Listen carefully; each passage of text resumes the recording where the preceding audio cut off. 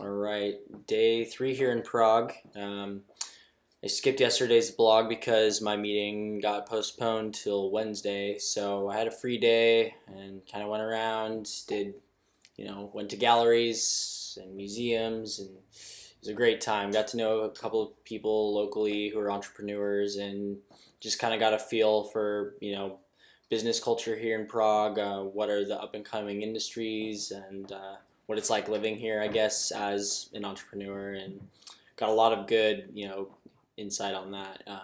However, I did have my second meeting today with Transitions Online, which is a nonprofit publication that focuses on bringing quality, independent, reliable journalism to people based on, and all of their content is sort of focused on countries in Eastern Europe that don't receive a lot of coverage, or countries that don't have independent media.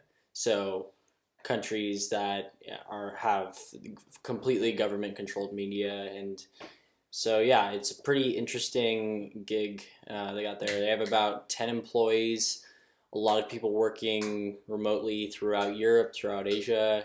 But I met with the executive director, Jeremy Drucker, who is also an associate professor at NYU, their campus here in Prague.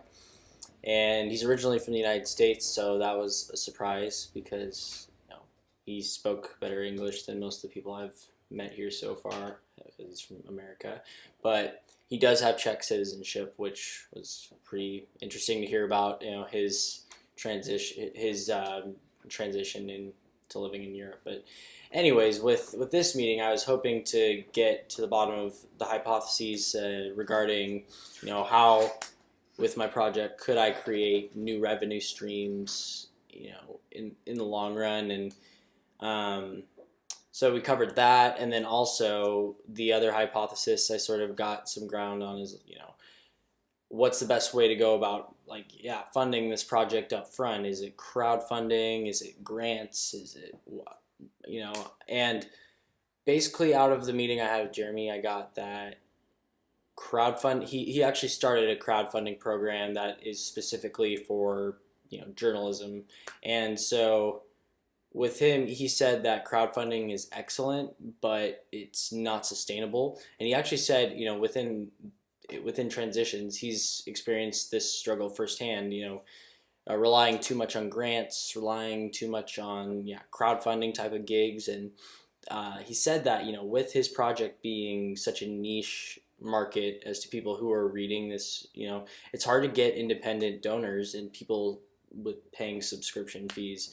So he has to sort of go the grant writing route, and ideally, that's how things would start off. But he's been doing this for close to 15 years now, and he said he needs to start creating new revenue streams. So that sort of proposed a challenge I might come to in the future, but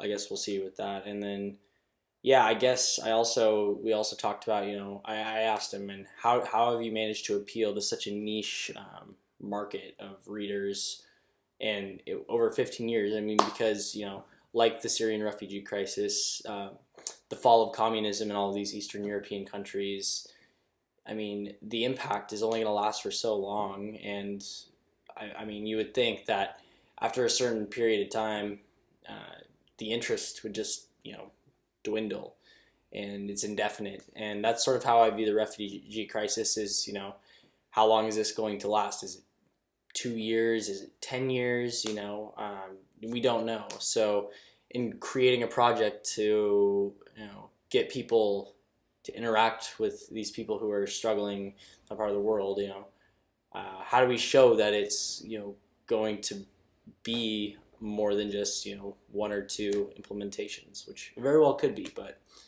ideally it would be longer. But so overall, I got that crowdfunding is probably the best way to do things up front, and grant writing, that's an okay way for funding this sort of project, the Kavala project. Also learned that if you want to appeal to readers with a niche market, you just have to be flexible, and you can't stick to the same formula, the same story for everyone you're trying to appeal to, because everyone sort of consumes information differently. And so you have to kind of tailor it. I guess this is what Jeremy told me. You have to tailor it to the reader, and he's had to do that. He seems to be like a master of it. He's a literature. He's a PhD in literature from Harvard, something crazy like that.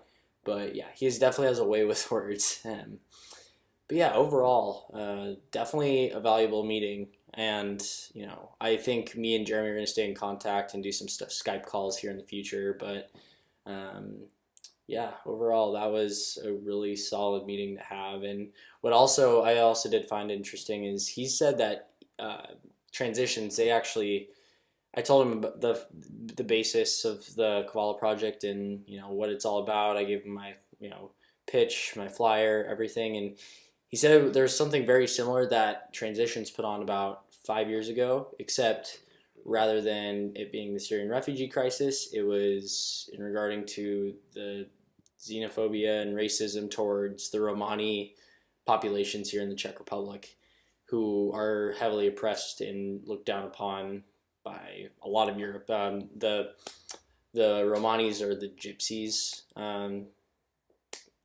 here in Europe. So I found that to be interesting, and he gave me a lot of great feedback, using all of his experience with that project as an example. And yeah, this was sort of, I guess, the biggest break in like information, because this is someone that is literally worked like hand in hand with this kind of the same exact project I'm going for.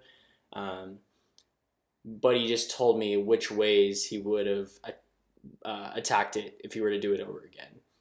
And yeah, but overall, great meeting, great guy. No complaints. Tomorrow is my third and final meeting, individual meeting that I have planned with Source Fabric. So I will be vlogging about that tomorrow. But for now, I'm signing off.